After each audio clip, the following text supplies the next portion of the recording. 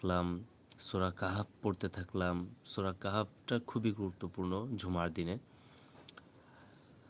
মসজিদে যেয়ে সূরা কাহাফটা পড়তে থাকলাম, অথবা এই যে এখন আমি আল্লাহ পাক যদি আমাকে তৌফিক দেয়, আমি এখন সূরা কাহাফটা তেলাওয়াত করব।